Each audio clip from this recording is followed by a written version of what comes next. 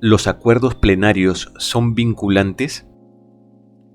El Tribunal Constitucional, en una reciente sentencia que ya ha sido publicada en diversos medios y portales jurídicos, parece haber zanjado la discusión. Señala el TC que los acuerdos plenarios no son vinculantes, al menos no en el sentido en el que lo son las ejecutorias supremas o las propias sentencias del TC. ¿Cuál es la razón? El TC explica que solo es vinculante la regla que nace del análisis de un caso concreto. Es decir, los acuerdos plenarios, como no provienen de un proceso judicial real, no resuelven un caso específico donde haya surgido la necesidad de fijar una regla para el futuro. Por eso, carecen de carácter de precedente vinculante. A lo mucho, dice el TC, los acuerdos plenarios tienen carácter de doctrina jurisprudencial, orientan, unifican criterios, pero no obligan al juez. Esto significa que el juez puede apartarse de un acuerdo plenario si justifica o si puede justificar adecuadamente su decisión y si considera que hay una interpretación mejor para el caso concreto. Sin embargo, la Corte Suprema, en la casación 2211-2019, La Libertad, había argumentado o sostenido algo diferente a lo que ahora señala el TC. La Corte Suprema, en esta casación, señaló que los acuerdos plenarios sí son vinculantes, en tanto expresan pautas de interpretación adoptadas deliberadamente para unificar criterios. Por ello, un juez que se aparte de un acuerdo plenario, dice la Corte Suprema, debe justificar plenamente su decisión. Entonces, ahora voy a leer los fundamentos destacados sobre el tema que tiene la sentencia del TC recaída en el expediente 04240-2024 PHC-TC, que ha señalado que los acuerdos plenarios no son vinculantes. 15. Del articulado bajo análisis y lo abordado líneas arriba, se puede concluir que los acuerdos plenarios cumplen efectivamente con el deber de uniformizar la jurisprudencia, constituyendo así un medio importante para la predictibilidad de los resultados de la judicatura ordinaria y la proscripción de la arbitrariedad. 16. Sin embargo, el contenido de estos únicamente puede poseer carácter de doctrina jurisprudencial de unificación de criterios, careciendo del carácter vinculante que el legislador le otorgó a las ejecutorias supremas y las sentencias del Tribunal Constitucional, en tanto las mismas tienen la posibilidad de fijar dichos criterios al realizar sus análisis en base a casos concretos, que ameritan la creación de reglas para la resolución de otros futuros que puedan encontrar en el precedente un caso base.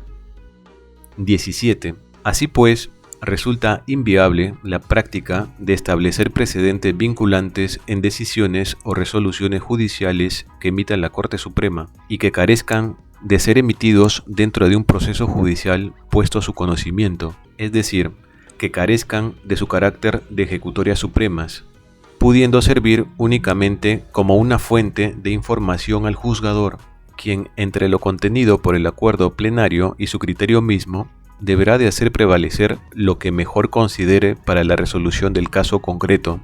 Es así que solo podrá ser vinculante aquella regla nacida del análisis de un caso concreto.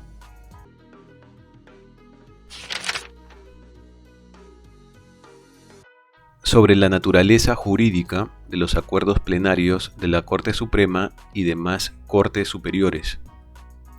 6. Este Tribunal Constitucional ha reconocido ya con anterioridad la existencia de principios rectores dentro del aparato normativo del Estado, que rigen a un pleno desenvolvimiento democrático y de respeto y promoción a la vigencia de los derechos fundamentales, siendo sobre todo en el campo judicial en el que estos deben de recaer a efectos de alcanzar el objetivo más alto del valor justicia. 7. Así tenemos principios tales como la seguridad jurídica, que se encuentra alineada intrínsecamente en su contenido con otros como lo son la predictibilidad y certeza de las decisiones judiciales, sobre las cuales este Tribunal Constitucional ha desarrollado que implican la exigencia de coherencia o regularidad de criterio de los órganos judiciales en la interpretación y aplicación del derecho, salvo justificada y razonable diferenciación. 8. Esta exigencia constitucional de predictibilidad y certeza de las decisiones judiciales se ve concretizada con la función jurisdiccional responsable y alineada a los valores de interdicción de la arbitrariedad, la cual se materializa por medio de una denominada doctrina jurisprudencial, la que solo se tendrá por cumplida si se respetan tales decisiones, justificándose así la necesidad del carácter de vinculante de ciertas decisiones. 9. Lo anterior logra entenderse en base, por ejemplo, a lo establecido en el artículo 4 del título preliminar de la Ley 31.307, Nuevo Código Procesal Constitucional, en el cual se reconoce la potestad de este alto órgano de emitir precedentes vinculantes en sus sentencias, los cuales cumplen el rol de parámetro normativo para casos futuros de naturaleza homóloga, manejando una condición sumamente similar a la de la ley. 10. Similar situación sucede en el caso del Poder Judicial, que en el artículo 22 de la Ley Orgánica del Poder Judicial, respecto del carácter vinculante de las decisiones judiciales, dentro de las cuales se contiene también a las ejecutorias supremas de la Corte Suprema, se tiene que, artículo 22, las salas especializadas de la Corte Suprema de Justicia de la República ordenan la publicación trimestral en el Diario Oficial El Peruano de las ejecutorias que fijan principios jurisprudenciales que han de ser de obligatorio cumplimiento en todas las instancias judiciales. Estos principios deben ser invocados por los magistrados de todas las instancias judiciales, cualquiera que sea su especialidad, como precedente de obligatorio cumplimiento.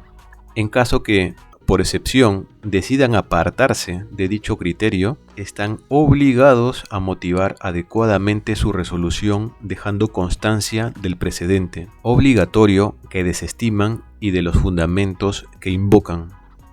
Los fallos de la Corte Suprema de Justicia de la República pueden, excepcionalmente, apartarse en sus resoluciones jurisdiccionales de su propio criterio jurisprudencial, motivando debidamente su resolución, lo que debe hacer conocer mediante nuevas publicaciones, también en el Diario Oficial El Peruano, en cuyo caso debe hacer mención expresa del precedente que deja de ser obligatorio por el nuevo y de los fundamentos que invocan. 11. Considerando lo anterior, se tiene que las salas especializadas de la Corte Suprema de la República tienen, al igual que el Tribunal Constitucional, la posibilidad de establecer criterios vinculantes que deberán ser observados por los jueces de todas las instancias y que las mismas recaen en las ejecutorias que emiten, es decir, sobre el análisis de casos concretos. 12. Es claro además que esto último debe ser leído sobre la base de la jerarquía entre ambas técnicas de ordenación jurídica, que deviene en ser distinta, pues mientras que el criterio vinculante emitido por la Corte Suprema de la República, por medio de la Ejecutoria Suprema, cumple el alcance señalado en el artículo 4 de su ley orgánica, el cual señala que toda autoridad y persona está obligado a acatar y dar cumplimiento a las decisiones judiciales en sus propios términos. Los precedentes vinculantes emitidos por el Tribunal Constitucional en sus sentencias tienen un alcance que somete a la jurisdicción ordinaria, por ser manifestación de los alcances de la Constitución política misma. 13. Sin embargo, a pesar de que la propia Ley Orgánica del Poder Judicial reconoce que la posibilidad de emitir criterios vinculantes se dará mediante ejecutorias supremas, algunas salas especializadas de la Corte Suprema y demás cortes superiores del país han adoptado la práctica de emitir los mencionados criterios mediante los llamados acuerdos plenarios. 14. Ante ello, se debe advertir que si bien el artículo 116 de la mencionada ley orgánica habilita a los integrantes de las salas especializadas a reunirse en plenos jurisdiccionales a nivel nacional, regional o distrital para concordar jurisprudencia de su especialidad, estas decisiones no se adoptan dentro del análisis de casos concretos, como lo prevé en el caso de las salas penales el inciso 3 del artículo 433 del nuevo Código Procesal Penal. 3.